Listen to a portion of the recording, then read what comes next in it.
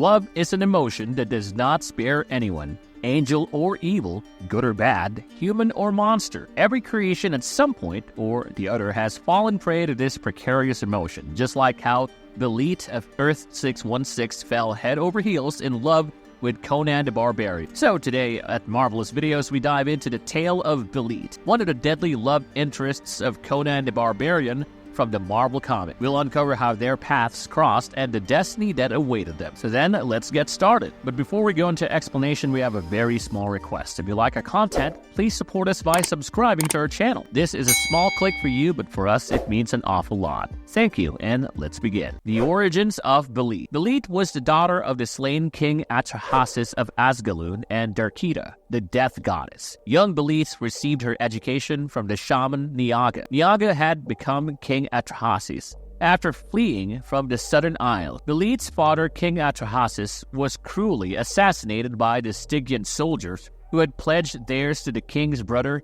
Nimkarak. Nimkarak for years had wanted to overthrow his brother and capture the throne for himself. After the political turmoil and her father's death, Belit and Niaga retreated back to his old home on the southern isles. The two soon became part of the Bird Riders tribe. Growing up, Belit transformed into a fierce and formidable warrior and decided to lead the tribe. She trained and turned her tribesmen into notorious pirates and began referring to herself as the Queen of the Black Coast. But Belit's journey had not been smooth sailing. She had witnessed the trauma of seeing her father killed on that fateful night ruthlessly by the Stygians. She witnessed the dreadful sight of her uncle Nimkarak become a mere spectator, while her father and his most faithful retainers were being killed in cold blood. Had Niaga not acted well in time by rescuing Belit, Nimkarak would have slain the young girl as well, as callous as he had betrayed his own brother. The young girl, Dilden, who had just learned love and responsibility, had now begun yearning for vengeance. The girl who had come to the Southern Isles as a young, naive child had grown up to be a true maidenhood. She had enhanced her reputation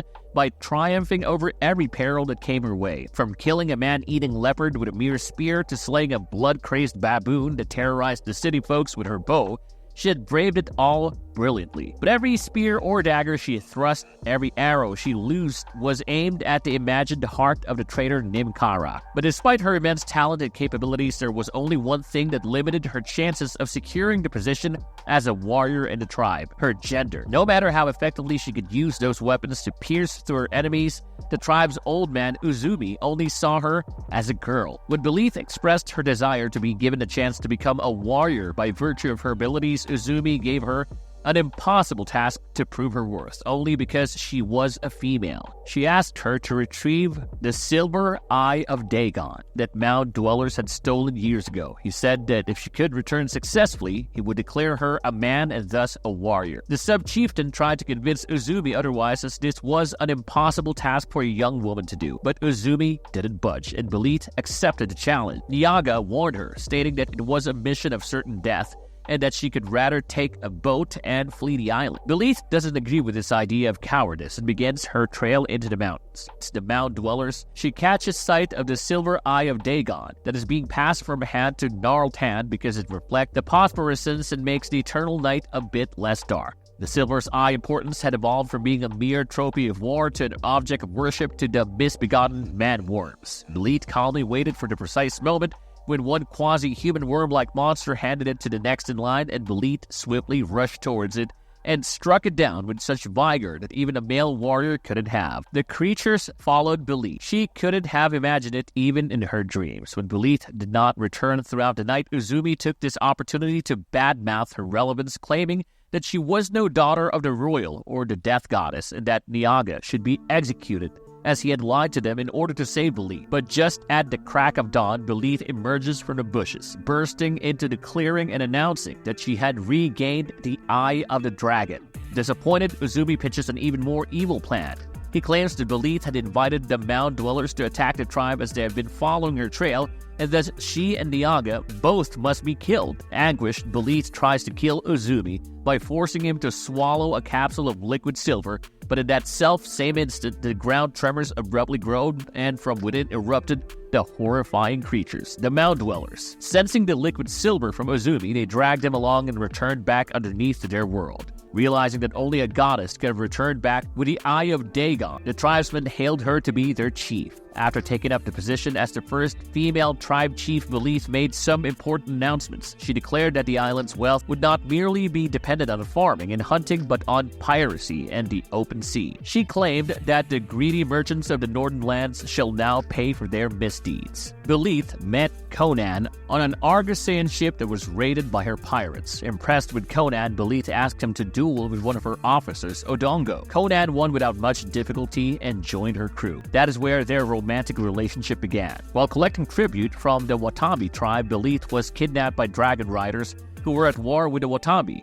She freed herself and ran into the wild man calling himself Amra the Lion. Captivated by her beauty, Amra declared his desire to marry Belit. She was then freed by Conan, who slew Amra in a duel. After refusing the crown, Belit resumed her piracy activities but was troubled by a dream about giant towers full of treasures up the Zarkiba. After boarding a Stygian ship, Belit and Conan met an ivory-skinned girl. They took the girl along with them before heading towards the Silver Isles for supplies and crew replacement. Belit was suspicious of the girl's connection with a southern Iceland, but Conan convinced her otherwise, stating that the girl adorned a necklace with a non-Stygian gems and thus could lead them to new riches that they didn't know about. At the Silver Islands, the couple encountered Gomil. Gomil had been one of the tribesmen of the Bird Riders, and contrary to others, he had rejected Belit's claim to divinity and queenship.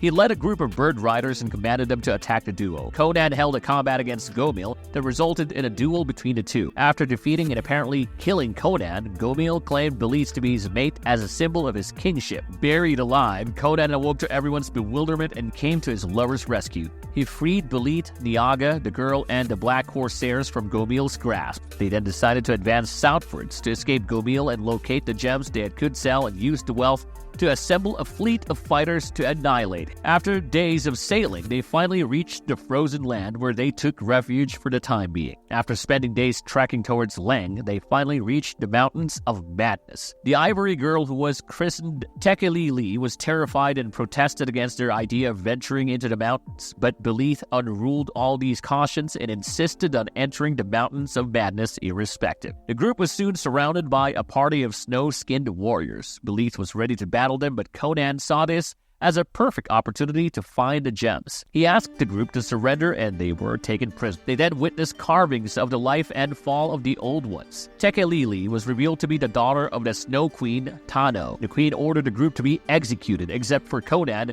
whom Tano wished to make her mate. When freed, Conan returned to save his companions just as Gomil and his warriors attacked the place and slew the queen. Fleeing the scene, they witnessed more carvings and even found a frozen corpse of Old One and piles of gems. Gomil's warriors rejoined him in a short-lived fight as a Shoggoth arrived. Conan caused a cave-in to stop it, and both the groups exited the mountain. Tano charged at Gomil to avenge her mother's death, but fell. Before heading back to resupply, Belit decided to sail towards the Zarkiba to finally investigate the towers of her dreams. The fate of Belit. Having encountered her troubles in the Mountains of Madness, Belit, her lover Conan, and their group now depart on a voyage to unearth the mysterious place that has been haunting Belit's dreams in the past night. On their way, they come across the dreaded river Zarkiba. The river is suspected to be poisonous water and is inhabited by gigantic venomous reptiles. Avoiding the sandbars where the strange reptiles coil, the ship sails ahead. Belit and her lover Conan engage in a philosophical conversations about love, life, and life after death. And just as they are about to embrace under the clear, twinkling sky, a devious and madless creature emerges from the murky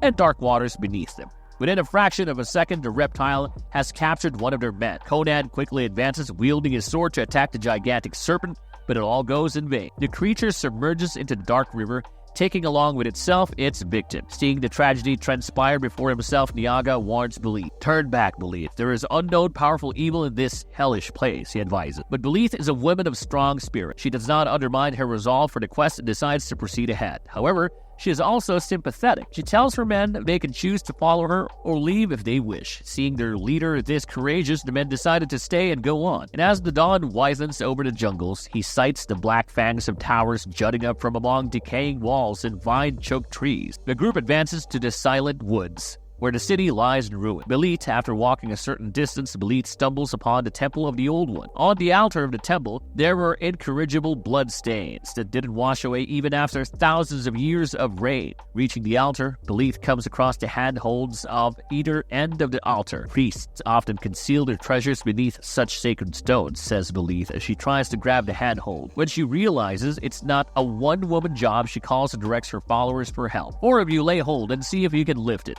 I will need 3 of you help me, she commands. And just as they were about to open the casket, Belit stopped him.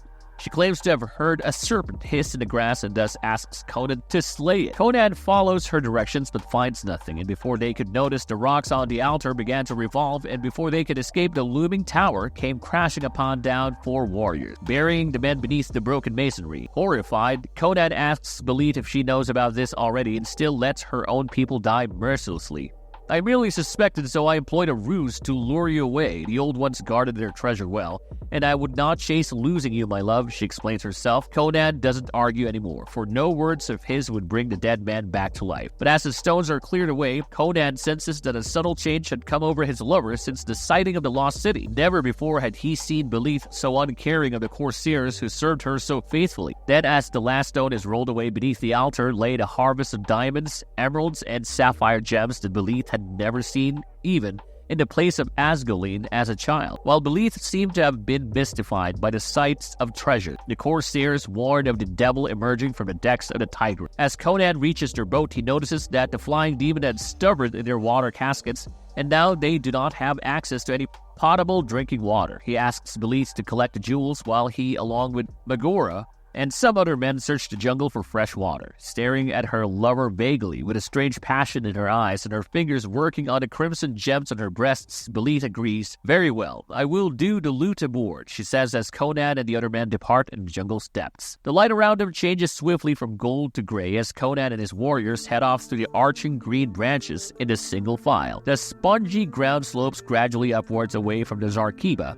as they plunge deeper and deeper into the wood. But to their disappointment, there is no sign of water, either a running stream or a stagnant pool. Conan and his men stop midway as they feel a strange presence to have been following, and then something gently brushes across his temple, and a cluster of dark blossoms nods at it. The Black Lotus, who recognizes the flower whose juice is death and whose scent brings dream-haunted slump. Before he could call out to his warriors for help, Conan collapsed to the ground with a subtle feeling of lethargy overpowering him. In Conan's mind, however, the winds blow, clouds disperse, and a huge city rises on the banks of a wide river flowing through an illimitable plain. Through this city, movie alien figures cast in humanity's mold, yet distinctly not men, but resembling the great apes. These beings are mortal, though the individual span of life is enormous, and now for the first time humans appear 50 warriors out of prehistoric Stygia. Defeated by a stronger tribe, they have fled to lose themselves in the green ocean of jungle and river. Exhausted, they lie down, and as they sleep, a hideous form creeps from the shadows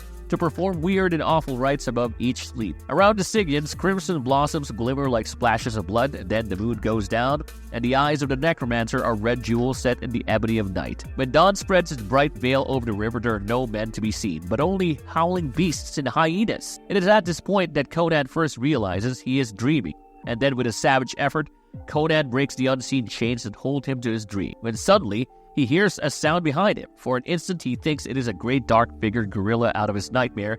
Then, his eyes squint, and he notices none other than his own man, Magora. Magora had been taken over by an invincible non-human strength as he charged on Conan. Conan slays Magora in defense and sprints back to the place from where he came. Then, amid the dim twilight of the river Shine, he looks at the death and destruction. The bodies of his warriors were scattered around lifeless. Next, Conan comes silently upon a pier above whose deck is suspended something that glimmers ivory white in the gathering darkness, and speechless, he looks upon the Queen of the Black Coast as she hangs from the yard arm of her own galley. Retreated into isolation, Conan doesn't know why he has been spared. Does the malign entity which rules the river mean to torture him in grief and fear? But before he could recover from the loss of his lover, from the shadows 20 great spotted hyenas came silently, swiftly running low. Before they can prey upon Conan, he rains his arrows on them, and when the arrows are gone, he takes out his sword and slays the creature.